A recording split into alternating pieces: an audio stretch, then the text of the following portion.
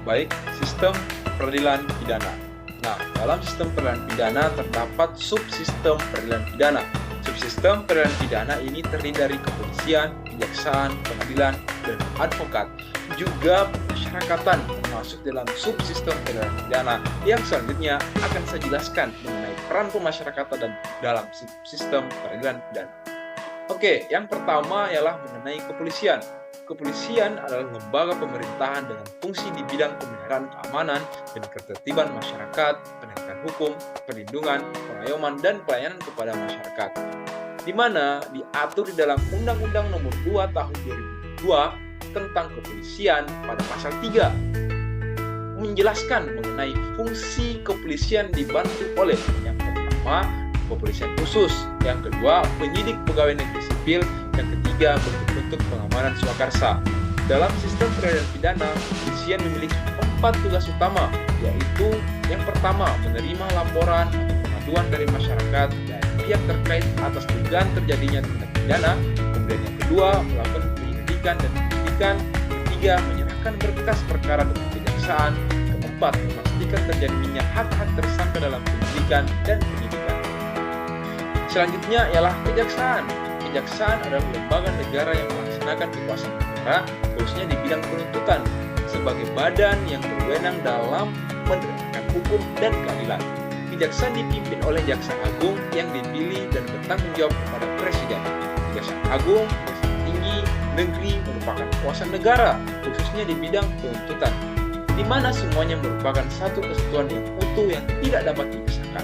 Dalam sistem peradilan pidana memiliki 6 tugas utama, yaitu menyaring kasus yang layak atau tidak ke pengadilan berdasarkan alat bukti yang sah. Yang kedua, mempersiapkan berkas-berkas diperlukan, misalnya buat surat dakwaan. Yang ketiga, melakukan pembuktian di sidang. Yang keempat, melakukan penuntutan. Kelima, melaksanakan putusan pengadilan.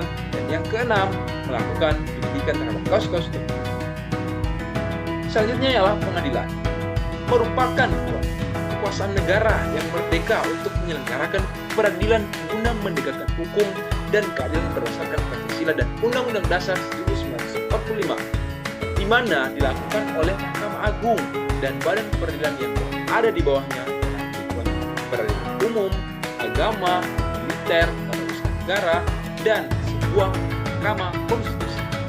Tugas utama dalam sistem peradilan pidana adalah menegakkan hukum dan keadilan, melindungi hak terdakwa, saksi, dan korban dalam proses peradilan pidana.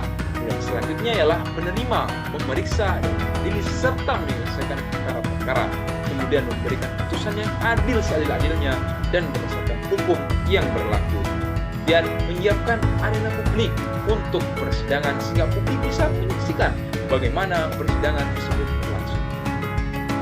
Selanjutnya ialah mengenai advokat.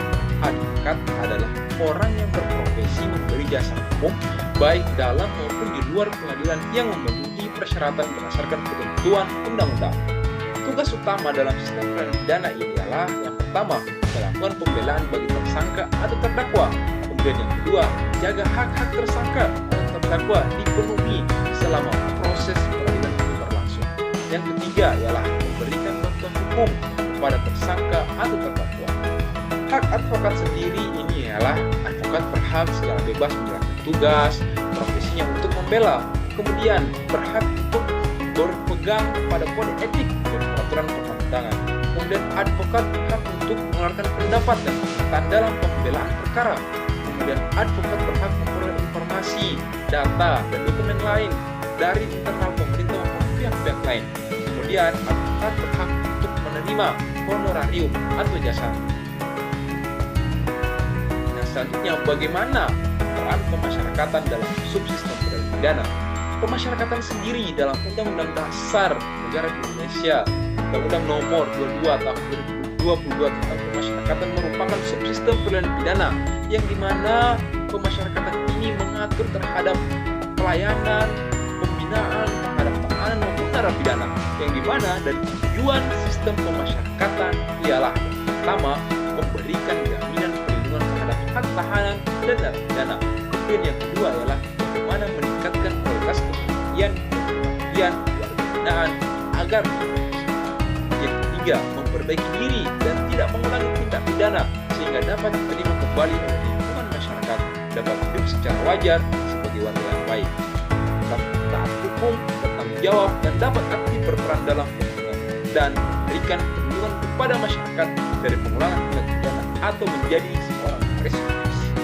UPT pemasyarakatan sendiri di Indonesia terdiri dari rutan, lapas, lapas, LPKA, dan LPAS, di mana rutan menyelenggarakan pelayanan terhadap tahanan selama proses persidangan atau proses persidangan berlangsung. Kemudian lapas menyelenggarakan proses pembinaan, baik untuk kepribadian maupun kepribadian, di mana dalam proses di lapas inilah di mana narapidana dibina menjadi atau menyadari secara semua kesalahan-kesalahannya, juga meningkatkan keterampilannya agar ia setelah menyelesaikan pidananya bisa kembali kepada masyarakat dan tidak mengulangi tindak pidana. Kemudian Bapas sendiri merupakan berperan sangat penting dalam proses adjudikasi, pra-adjudikasi maupun pasca adjudikasi untuk menentukan bagaimana asesmen atau nilai dari narapidana tersebut. Kemudian LPKA ini sendiri khusus bagi anak, pembinaan khusus bagi anak, di mana agar kebebasan terhadap anak merupakan agar hak anak dapat terpenuhi, makanya LPKA sangat berperan penting dalam memenuhi kebutuhan anak selama menjalani pidananya. Kemudian LPAS tempat anak ditahan selama proses pengadilan. Kemudian selanjutnya ialah mengenai restoratif justice atau yang disebut dengan keadilan restoratif. Nah, keadilan restoratif adalah penyelesaian perkara tindak pidana dengan melibatkan pelaku, korban, keluarga pelaku, korban, dan pihak lain terkait untuk bersama-sama mencari penyelesaian yang adil dengan menekankan pemulihan pada keadaan semula dan bukan pembalasan. Penyelesaian perkara dengan restoratif justice dilakukan dengan ketentuan dalam dilaksanakan dengan perdamaian antara pelaku, korban, keluarga pelaku, korban, dan tokoh masyarakat yang terkait dengan perkara tersebut. Artinya, dalam keadilan restoratif ini ialah proses peralihan dari proses peradilan keluar proses peradilan untuk mencapai kesepakatan, mencapai perdamaian sebelum tahap peradilan. Oleh karena itu, dalam hal kesepakatan perdamaian tidak berhasil, maka hakim tunggal melanjutkan proses pemeriksaan. Selama persidangan, hakim tetap mengupayakan perdamaian dan mengedepankan keadilan restoratif dalam putusannya.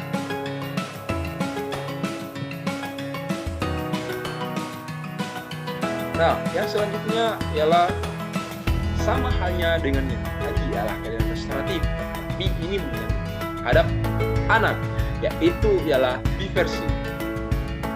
Nah, diversi ialah pengalihan penyelesaian perkara anak dari proses peradilan pidana ke proses di luar peradilan pidana, di mana pada Undang-Undang Nomor 11 Tahun 2012 tentang Sistem Peradilan Pidana Anak pada pasal 6, diversi bertujuan untuk 1. Mencapai perdamaian antara korban dan anak. Untuk apa? Agar hak-hak anak masih dapat terpenuhi, kebebasan anak tidak dirampas oleh negara. Oleh karena itu, diversi ini bertujuan untuk mencari perdamaian antara korban dan anak. Kemudian yang kedua, menyelesaikan perkara anak di luar proses peradilan. Yang ketiga, menghindarkan anak dari perampasan kemerdekaan. Kemudian yang keempat, mendorong masyarakat untuk berpartisipasi. Dan yang kelima, menanamkan rasa tanggung jawab kepada anak. Nah, dalam hal diversi, penuntut umum dan hakim mempertimbangkan atau syarat-syarat diversi ini. Yang pertama, kategori tindak pidana.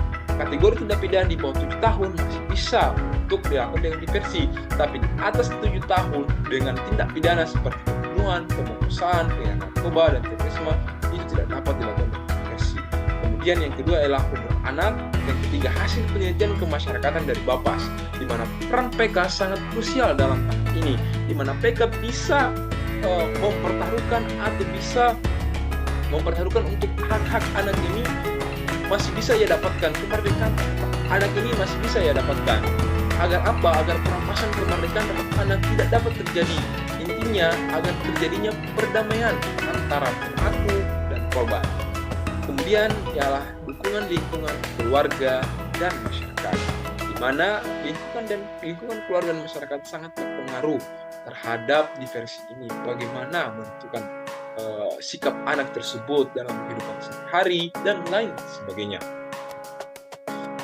Dan yang terakhir ialah mengenai hukum acara peradilan anak. Hukum acara peradilan anak adalah serangkaian aturan dan prosedur yang mengatur tata cara penanganan perkara pidana yang melibatkan anak di bawah umur. Tujuan utama dari hukum acara peradilan pidana anak adalah memastikan bahwa anak yang terlibat dalam sistem peradilan pidana mendapatkan perlindungan yang sesuai dengan usia, kebutuhan, dan hak-haknya, sambil mempertimbangkan kepentingan terbaik anak serta prinsip-prinsip dari keadilan restoratif. Dengan demikian, hukum acara peradilan pidana anak mengatur segala sesuatu mulai dari proses penyidikan, pemeriksaan pra-peradilan, sidang pengadilan, pelaksanaan putusan, hingga alternatif penyelesaian perkara seperti mediasi, rehabilitasi, dan pembinaan. Ini untuk apa? Untuk menghindari perampasan pendidikan pada peserta. Demikian penjelasan saya dalam mata kuliah sistem peradilan pidana terhadap subsistem peradilan pidana, bagaimana peran pemasyarakatan dalam sistem peradilan pidana, kemudian keadilan restoratif, diversi, dan lain adalah hukum acara peradilan anak. Itu saya, salam Nasrial, mengucapkan sekian dan terima kasih atas perhatian saya. Wassalamualaikum warahmatullahi wabarakatuh.